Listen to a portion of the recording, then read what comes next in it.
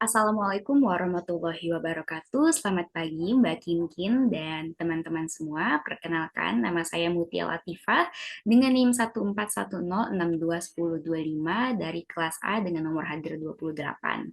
Nah, pada kesempatan kali ini izinkan saya untuk memaparkan proposal penelitian atau mini skripsi yang telah saya kerjakan dengan judul Efektivitas Media Sosial Instagram @tempo.co terhadap pemenuhan informasi berita pada mahasiswa Ilmu Komunikasi FIS UNJ angkatan 2020 hingga 2021.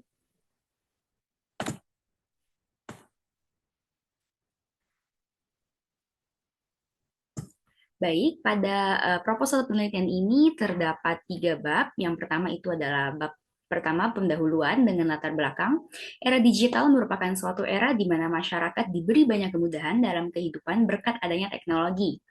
Nah, perkembangan era digital saat ini terjadi sangat cepat pada masyarakat dengan kemunculan internet. Adanya internet memudahkan setiap informasi yang ingin disampaikan dapat tersalurkan dengan cepat, kapanpun dan dimanapun, serta dapat diakses menggunakan alat komunikasi seperti smartphone, laptop, komputer, dan lain-lain. Munculnya internet pula dalam masyarakat menyebabkan banyaknya efek dan modifikasi pada kehidupan masyarakat. Komunikasi yang awal terbatas kini dapat terkikis seiring berjalannya waktu dengan kehadiran internet sebagai arus informasi dan komunikasi yang tidak terbatas. Dilansir dari data box yang dikutip dari We Are Social and Hootsuite, jumlah pengguna internet di seluruh dunia telah mencapai 5,7 miliar orang pada Oktober 2022, di mana jumlah tersebut mencapai 63,45% dari populasi global yang totalnya 7,99 miliar orang. Berikut adalah data pengguna internet dunia. Baik, kemudian salah satu teknologi internet yang berkembang sangat cepat di masyarakat saat ini adalah media sosial. Salah satu dari banyaknya media sosial yang digunakan adalah Instagram. Berdasarkan laporan dari We Are Social and Hootsuite terbaru, terdapat sebanyak 4,76 miliar pengguna media sosial di seluruh dunia per Januari 2023. Tercatat pengguna Android telah menghabiskan lebih dari 5 jam per hari dalam menggunakan ponsel mereka. Berikut adalah data sosial media yang paling banyak digunakan. Nah, berdasarkan data tersebut nih, Instagram menduduki posisi di tangga nomor 3 sebagai media sosial yang paling banyak digunakan oleh masyarakat. Hal ini membuktikan bahwa Instagram merupakan salah satu media sosial dengan pemakaian tertinggi. Instagram sendiri merupakan sebuah media sosial yang berwujud aplikasi sebagai sarana menyebarkan foto dan video, serta dapat digunakan pada telepon pintar atau smartphone maupun gadget lainnya. Instagram pula merupakan salah satu aplikasi yang paling banyak digunakan, khususnya di Indonesia. Banyak dari penggunanya yang menggunakan aplikasi Instagram sebagai sarana hiburan, bahkan sebagai sumber informasi dalam penggunaannya sehari-hari, dikutip dari Puspita dan Samatan tahun 2022. Nah, salah satu akun Instagram yang memuat tentang informasi berita adalah tempo.co yang merupakan akun Instagram resmi portal web tempo.co yang berisikan artikel dan berita dalam jaringan di Indonesia. Akun tempo.co sendiri bergabung di Instagram pada bulan Februari tahun 2013 dengan pengikut terbarunya terpantau sebanyak 957.000 dan sekitar 20.000 unggahan hingga 14 September 2023. Akun Instagram Tempo.co membagikan informasi yang sebelumnya telah diunggah pada portal web berita Tempo.co sehingga para pengikut atau followersnya dapat mengetahui perkembangan berita melalui beranda Instagram. Akun Instagram Tempo.co sendiri sangat populer karena menjadi media informasi online yang aktif memberikan informasi yang bermanfaat, faktual dan aktual mengenai suatu kejadian atau bencana yang terjadi di Indonesia bahkan dunia melalui postingan Instagram Feeds atau Instagram Story. Akun ini juga mempunyai banyak konten yang menarik dan dapat memenuhi kebutuhan informasi followersnya seputar berita terkini, pendidikan, budaya, wisata, bahkan lifestyle. Oleh karena hal tersebut, tidak heran bahwa akun Instagram Tempo.co sering dijadikan sebagai sarana informasi berita bagi para masyarakat mulai dari pekerja kantoran, ibu rumah tangga, hingga pelajar dan mahasiswa. Nah, berdasarkan pemaparan latar belakang di atas, maka pada penelitian ini, peneliti, yaitu saya, ingin mengetahui seberapa efektifkah penggunaan media sosial Instagram Tempo.co sehingga menjadi akun yang efektif sebagai media informasi online dan dapat menarik perhatian masyarakat untuk mengikuti akun media sosial tersebut. Jadi, peneliti tertarik untuk membuat penelitian dengan judul Efektivitas Media Sosial Instagram Tempo.co terhadap pemenuhan informasi berita pada mahasiswa Fakultas Ilmu Sosial UNJ 2020 hingga 2021. Kemudian di sini ada rumusan masalah berdasarkan pemaparan latar belakang di atas, maka rumusan masalah dari penelitian ini adalah seberapa efektifkah penggunaan media sosial Instagram Tempo.co sebagai media informasi bagi mahasiswa Fakultas Ilmu Sosial Universitas Negeri Jakarta angkatan 2020 hingga 2021. Nah, untuk tujuan penelitian adalah untuk mengetahui efektivitas penggunaan media sosial Instagram Tempo.co sebagai media informasi bagi mahasiswa Fakultas Ilmu Sosial UNJ 2020 hingga 2021. Nah, untuk manfaat penelitian, diharapkan bahwa penelitian ini dapat memberikan manfaat dalam bentuk akademis maupun praktis. Untuk manfaat akademis, diharapkan penelitian ini dapat menambah wawasan mengenai pengetahuan ilmu komunikasi, mengenai efektivitas akun media sosial terhadap pemenuhan informasi suatu halayak. Sedangkan untuk manfaat praktis, diharapkan penelitian ini dapat menambah wawasan serta pembelajaran untuk penulis maupun praktisi komunikasi dan dapat menjadi sumbangan pemikiran untuk penelitian selanjutnya dengan tema dan topik yang serupa. Baik, kemudian kita memasuki bab kedua, yaitu bab landasan teori. Yang pertama itu ada konsep, dimulai dari konsep efektivitas itu sendiri. Nah, konsep efektivitas merupakan suatu konsep yang mencakup berbagai faktor di dalam maupun luar organisasi. Konsep efektivitas dari para ahli sendiri belum menemukan titik keseragaman. Hal ini disebabkan oleh sudut pandang yang dilakukan oleh pendekatan disiplin ilmu itu berbeda-beda, sehingga menghasilkan konsep yang berbeda pula. Efektivitas sendiri merupakan suatu ukuran yang memberikan gambaran seberapa jauh target yang ingin dicapai. Menurut Supriyono, efektivitas merupakan hubungan antara keluaran suatu pusat tanggung jawab dengan sasaran yang mesti dicapai. Semakin besar kontribusi daripada keluaran yang dihasilkan terhadap nilai pencapaian sasaran tersebut, maka dapat dikatakan efektif pula unit tersebut. Kemudian konsep media sosial. Nah, media sosial ini merupakan sebuah media online, dengan para penggunanya bisa dengan mudah berpartisipasi, berbagi, dan menciptakan isi meliputi blog, jejaring sosial, wiki, forum, dan dunia virtual. Blog, jejaring sosial, dan wiki merupakan bentuk media sosial yang paling umum digunakan masyarakat di seluruh dunia. Pendapat lain mengatakan bahwa media sosial adalah media online yang mendukung interaksi sosial dan media sosial menggunakan teknologi berbasis web yang mengubah komunikasi menjadi dialog interaktif. Dikutip dari Rafik tahun 2020, Andreas Kaplan dan Michael Hanlon mendefinisikan media sosial sebagai sebuah kelompok aplikasi berbasis internet yang membangun di atas dasar ideologi dan teknologi Web 2.0 dan memungkinkan penciptaan serta pertukaran user-generated content. Jejaring sosial merupakan situs di mana setiap orang bisa membuat web page pribadi, kemudian terhubung dengan teman-teman untuk berbagi informasi dan berkomunikasi. Kemudian ada konsep Instagram. Nah, siapa sih yang nggak kenal Instagram? Instagram ini merupakan sebuah aplikasi berbagi foto, menerapkan filter digital dan membagikannya ke berbagai layanan jejaring sosial termasuk Instagram itu sendiri. Instagram menjadi sarana yang menjanjikan untuk berbagai akun seperti akun informasi, berita, hiburan, kesehatan, online shop, dan ajang promosi.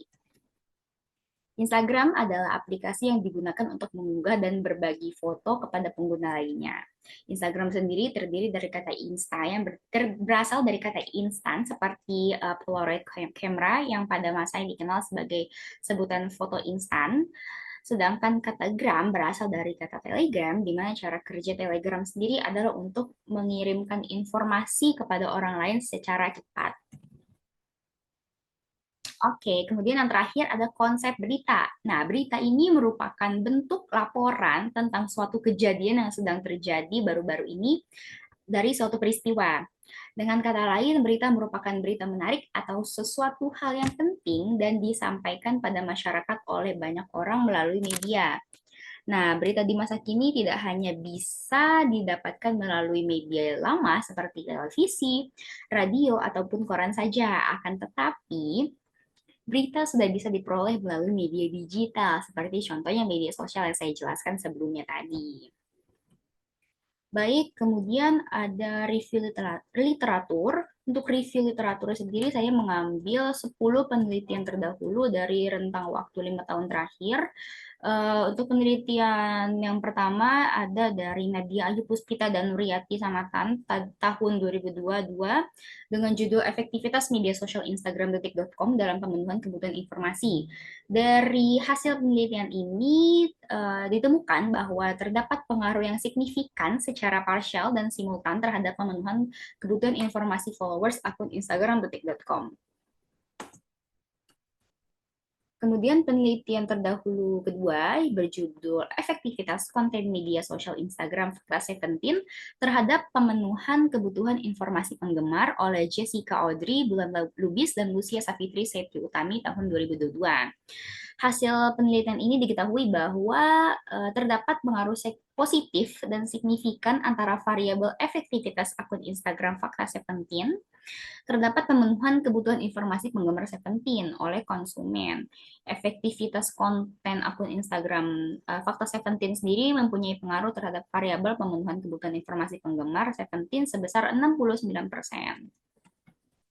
Penelitian terdahulu yang ketiga berjudul Efektivitas Konten Media Sosial Instagram Live LAAKFKB terhadap pemenuhan kebutuhan informasi akademik mahasiswa oleh Amila Nafila Fidiana Milia Kurota Ayun dan Zikri Fahrul Nurhat. Dari hasil penelitian ini diketahui bahwa konten yang dibuat oleh Instagram tersebut efektif dalam memenuhi kebutuhan informasi para mahasiswanya. Kemudian penelitian yang keempat dengan judul Efektivitas Penggunaan Media Sosial Akun Instagram Fan Cafe dalam pemenuhan kebutuhan informasi penggemar K-pop, yang mana dari penelitian ini ditemukan hasil terdapat ada pengaruh yang signifikan yang berarti penggunaan media sosial Fan Cafe ini efektif secara signifikan dalam pemenuhan kebutuhan penggemar K-pop. Kemudian penelitian selanjutnya berjudul Efektivitas Penggunaan Media Sosial Instagram Jabar Saber Hoax terhadap pemenuhan kebutuhan informasi tentang fakta hoax pada followers di Jawa Barat oleh Muhammad Raditya Anugrah dan Deddy Kurnia Syahputra juga menemukan hasil bahwa media sosial ini efektif terhadap pemenuhan kebutuhan informasi tentang fakta hoax pada followers di Jawa Barat. Kemudian penelitian selanjutnya berjudul Efektivitas Penggunaan Media Sosial Instagram Magelang terhadap pemenuhan kebutuhan informasi juga memperoleh hasil yang sama, yaitu terdapat hubungan positif dari kedua variabel penggunaan media sosial akun Instagram Magelang terhadap pemenuhan kebutuhan informasi sebesar 37,3%. Oke, baik. Kemudian ada penelitian selanjutnya berjudul Literasi Media Digital, Efektivitas Akun Instagram Info Bandung Raya terhadap pemenuhan kebutuhan informasi followers oleh Siti Nurbaiki Fauzia dan Novarina tahun 2020, di mana hasil dari penelitian ini menyimpulkan adanya pengaruh dari efektivitas akun Instagram Info Bandung Raya sebesar 55,95% terhadap pemenuhan kebutuhan informasi followers yang didukung oleh faktor-faktor seperti keakuratan berita, kejelasan berita, dan memberikan informasi sesuai dengan kebutuhan followers. Dan kemudian juga ada penelitian-penelitian lain dengan judul seperti pengaruh penggunaan media sosial dan efektivitas akun Instagram Bogor Itri terhadap pemenuhan kebutuhan informasi konsumen wisata di Bogor, dan efektivitas akun Instagram Bukit Tinggiku terhadap pemenuhan kebutuhan informasi followers. Kemudian efektivitas akun Instagram Jakpos Images dalam pemenuhan kebutuhan informasi followers, yang mana dari hasil penelitian-penelitian tersebut didapatkan hasil bahwa akun media sosial yang mereka teliti itu efektif dalam pemenuhan berita bagi followers atau warga yang mereka teliti. Oke, kemudian di sini ada tabel 2.1 perbandingan penelitian terdahulu dari penelitian-penelitian yang saya paparkan di atas. Bisa dilihat di sini ada contohnya yang penelitian yang pertama, efektivitas media sosial Instagram detik.com dalam pemenuhan kebutuhan informasi oleh Nadia Ayu Puspita dan Nuryati Samatan. Ada tujuan penelitiannya untuk mengetahui dan melihat adakah pengaruh antara efektivitas dan penggunaan media sosial akun Instagram detik.com dengan pemenuhan kebutuhan informasi followers. Kemudian di sini ada metode penelitiannya dan hasil. Kemudian persamaan penelitiannya yaitu variabel X dan variabel Y, dan kemudian perbedaan penelitian dengan penelitian yang saya lakukan. Baik, itu untuk tabelnya bisa dilihat sendiri. Baik, kemudian variabel X. Nah, variabel X atau yang juga dapat disebut sebagai variabel independen. Tri Cahyodeni Susilo berpendapat bahwa variabel bebas merupakan variabel yang dapat menjadi penyebab perubahan atau munculnya variabel terikat. Variabel bebas biasanya dijelaskan sebagai suatu keadaan atau nilai yang ketika muncul maka akan mengubah keadaan atau nilai yang lain. Variabel bebas atau biasanya sudah terlebih dahulu ada kemudian diiringi oleh variabel yang lain. Variabel ini umumnya dilambangkan dengan huruf X. Kemudian ada variabel Y yang juga bisa disebut sebagai variabel dependent. Variabel ini merupakan variabel yang secara terstruktur berpikir bahwa keilmuan menjadi variabel karena adanya perubahan variabel lain. Variabel terikat adalah pokok persoalan dari peneliti yang nantinya menjadi objek penelitian. Dapat disimpulkan bahwa variabel dependent adalah variabel yang dipengaruhi dan akan menjadi akibat dari adanya variabel bebas. Kemudian ini ada model penelitian yang saya lakukan, bisa dilihat sendiri. Baik, kemudian ada hipotesis teori. Hipotesis teori dalam penelitian ini adalah adanya efektivitas dari penggunaan media sosial Instagram @tempo.co terhadap pemenuhan informasi berita pada mahasiswa Fakultas Ilmu Sosial UNJ 2020 hingga 2021. Baik, kita memasuki bab ketiga, yaitu metode penelitian. Pertama itu ada paradigma penelitian. Nah, penelitian ini menggunakan paradigma positivisme karena positivisme merupakan segala sesuatu atau gejala yang dapat diukur secara positif atau pasti sehingga dapat dikuantifikasikan. Hal ini tidak hanya berlaku dalam ilmu alam saja tapi juga ilmu sosial. Nah, jadi karena penelitian yang saya lakukan ini merupakan penelitian kuantitatif sehingga saya menggunakan paradigma positivisme yang dapat diukur secara pasti. Kemudian ada pendekatan penelitian. Pendekatan yang digunakan dalam penelitian ini adalah kuantitatif. Menurut Keith F. Punch tahun 1988, pendekatan kuantitatif merupakan riset empiris yang bentuk-bentuknya adalah sesuatu yang dapat dihitung. Hal yang penting dalam pendekatan kuantitatif adalah adanya variabel-variabel sebagai objek penelitian yang dikemas berbentuk operasionalisasi masing-masing variabel. Selain itu adanya reliabilitas dan validitas sebagai penentu kualitas hasil dari penelitian, serta sumber kemampuan dan generalisasi tentang kemampuan model penelitian sejenis. Kemudian untuk metodenya adalah metode survei.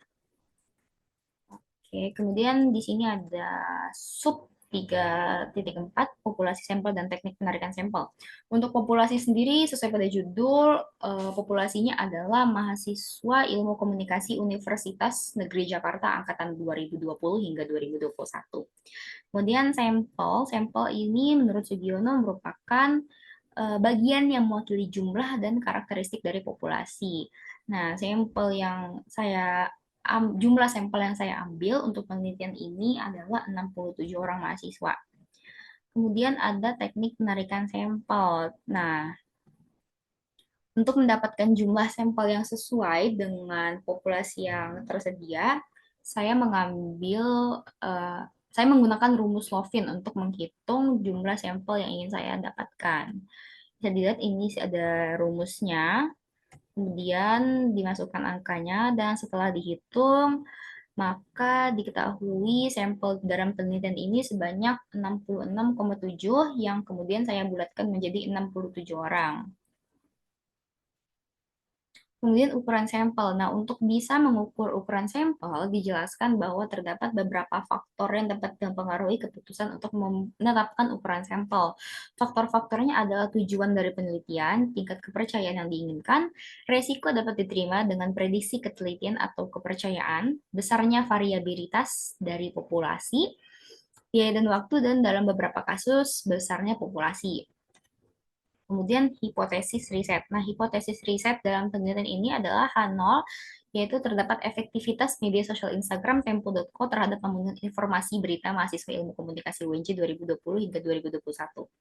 Dan hal satunya tidak terdapat efektivitas media sosial Instagram Tempo.co terhadap pemenuhan informasi berita mahasiswa ilmu komunikasi UNJ 2020-2021. Oke, kemudian hipotesis statistik H0 sama dengan 0 yang artinya terdapat efektivitas media sosial Instagram Tempo.co terhadap pemenuhan informasi berita mahasiswa ilmu komunikasi UNJ 2020-2021 dan HA tidak sama dengan 0 artinya tidak terdapat efektivitas media sosial Instagram Tempo.co terhadap pemenuhan informasi berita mahasiswa ilmu komunikasi UNJ 2020-2021.